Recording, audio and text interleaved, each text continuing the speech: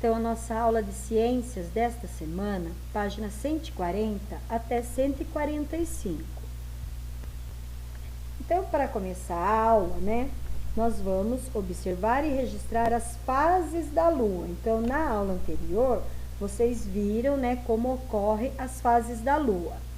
Observar e registrar e analisar as fases da Lua por 60 noites seguidas. Então, material só um lápis e o quadro das páginas 140 e 141. Como você vai fazer? A partir da data combinada, então você pode escolher uma data e colocar lá o primeiro dia que você vai observar a Lua.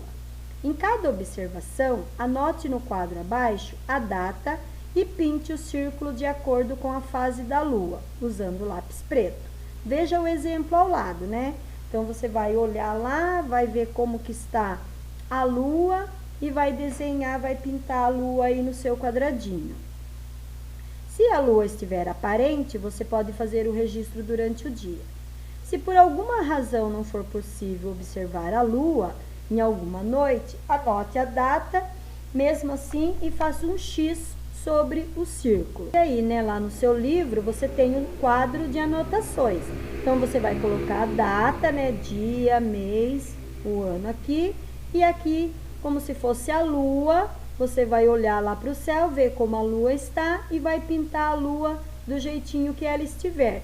E vai fazendo aí, dia após dia, certo?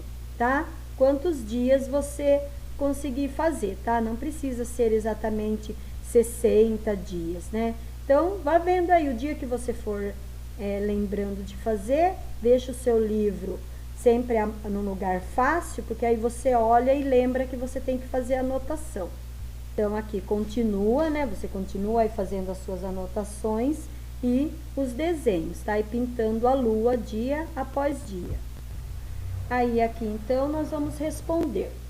Escolha um dos primeiros registros e compare-os com a fase da Lua depois de 7, 14, 21 e 29 dias. Existe alguma semelhança? Então, você vai conseguir perceber que a cada 7 dias a Lua muda de fase. Depois de 29, as observações começam tudo de novo, Porque começa tudo de novo a fase da Lua. Elas vão se repetindo. Escolha outros 2 registros e repita a atividade. O resultado foi parecido?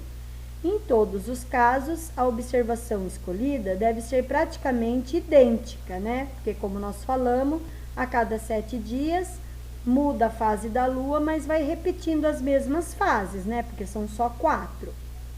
Por que dizemos que o movimento da Lua ao redor da Terra é periódico, ou seja, que se repete em intervalos mais ou menos iguais?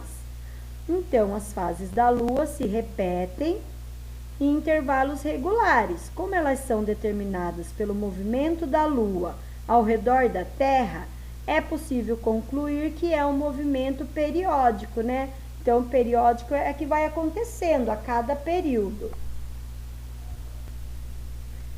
Aí vamos ver aqui no capítulo 3, vai falar sobre as constelações. Diferentes civilizações do passado já observavam as estrelas e imaginavam figuras formadas por elas, como em uma brincadeira de ligar pontos. Cada povo observava o céu e criava suas próprias figuras, chamadas constelações. Ao estudar o céu, foi possível perceber que, com o passar dos meses, mudam as primeiras estrelas que surgem no horizonte ao anoitecer. Com base nas primeiras noites, em cada constelação, surge no horizonte. No sentido leste, é possível definir a época do ano. Assim, os povos antigos conseguiram identificar os melhores períodos de caça, a época de plantar e a de colher. Quando ocorriam as cheias e as secas, era o tempo de pescar, por exemplo. Então, observe aí, a letra A e a letra B. No hemisfério sul, a constelação que marca o inverno é a de Escorpião, que surge no horizonte ao anoitecer, na segunda quinzena de junho. No verão, a constelação que surge logo após o entardecer Na segunda quinzena de dezembro é a de Órion. Letra A, projeção do céu visto do município de Campos do Jordão, São Paulo, 2018. E letra B, projeção do céu visto do município de Campos do Jordão, também em 2018, mas em outro horário, Observe aí as figuras. Você já brincou de tentar formar figuras no céu, ligando os pontos entre as estrelas? Você acha que qualquer figura que formamos no céu pode ser considerada uma constelação, Então, isso é uma resposta pessoal, tá? Então, você pode responder aí, observe aí a imagem e responda. A definição atual de constelação. Com o desenvolvimento de instrumentos de observação, foi necessário criar um padrão para que os astrônomos do mundo inteiro pudessem identificar as mesmas regiões do céu. Para resolver esse problema, a União Astronômica Internacional, em 1928, definiu que constelações são regiões do céu definidas de acordo com o agrupamento de estrelas. Então, em 1930, foram traçadas as 88 regiões do céu, que são as constelações oficiais. Ao observarmos da Terra, parece que as estrelas que formam uma constelação estão próximas umas das outras. Na verdade, a distância entre elas são enormes. Algumas estrelas estão mais perto de nós, outras estão mais longe. Continuamos a criar figuras no céu e às vezes essas figuras podem unir estrelas, até de constelações diferentes. Padrões aparentes de estrelas, que geralmente são facilmente reconhecíveis, são chamados asterismos. Leia o texto e responda. Uma das constelações mais fáceis de visualizar no hemisfério sul é a de Órion. Dessa constelação fazem parte as Três Marias.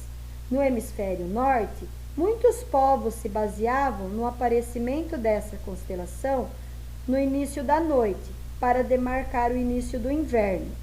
Nessa mesma época, Órion também pode ser vista do hemisfério sul, surgindo no horizonte logo no início da noite. Então, letra A. No hemisfério sul, o surgimento dessa constelação caracteriza qual estação do ano? Por quê? Como a constelação indica o princípio do inverno no hemisfério norte, no hemisfério sul, ela indica o verão, que seria o contrário. Letra B. Identifique no texto uma constelação e um asterismo. Constelação Órion e asterismo Três Marias. São informações que estão lá no texto. Então, observe aí, essas figuras, os povos indígenas e as constelações. Os povos indígenas brasileiros reconhecem diversas constelações no céu. Uma delas é a constelação do Homem Velho, cujo desenho alguns povos julgam se parecer com um idoso usando um galho como bengala. Ela surge no céu na segunda metade do mês de dezembro. Para os indígenas, o surgimento dessa marca o início do verão, a estação mais quente do ano. Para os indígenas da região norte, representa o início da estação chuvosa. Outra constelação importante para vários povos indígenas é a da Ema. Ela surge na segunda metade do mês de junho e marca o início do inverno para os indígenas da região sul do país. Para os indígenas da região norte, ela marca o começo da estação seca, quando ocorrem poucas chuvas. Então, nós vemos aí que os indígenas, para eles, as constelações têm várias representações. Os indígenas Tembé, da região da Amazônia, falam de constelações com nomes de animais da floresta amazônica e estabelecem duas estações do ano, da seca e da chuva. Nos meses de dezembro, janeiro e fevereiro, que correspondem à estação chuvosa na região da Amazônia, são visíveis nas primeiras horas da noite as constelações Queixo da Anta, Anta, Jabuti e Canoa. Nos meses de junho, julho e agosto, as constelações Ema, Siriema e Beija-Flor marcam no céu o período de seca. Bandeira do Brasil e as constelações. Na bandeira brasileira estão representadas algumas das estrelas e constelações que podemos ver no céu do nosso país.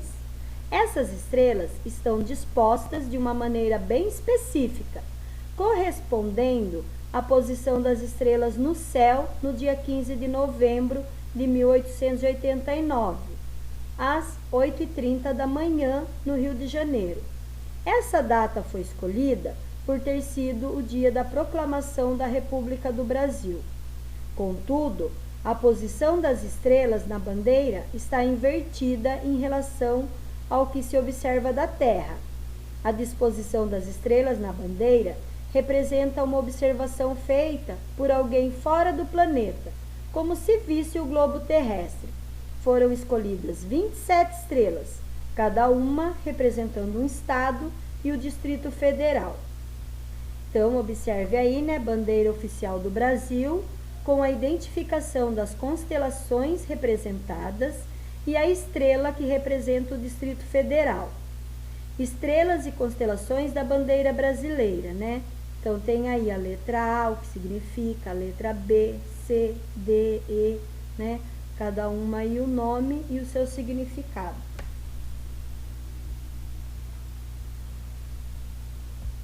E aqui eu tenho, né, a estrela e a representação de cada estado brasileiro. Então, a 1 que está sozinha, né, em cima da faixa é o Pará. Então, vocês podem ir aí olhando a número 2, Amazonas, número 3 é Mato Grosso do Sul. Então, observe aí, né, cada estrela representa um estado. Então, são 27 estrelas, 27 estados do Brasil. Então, essa foi a nossa aula de ciências desta semana.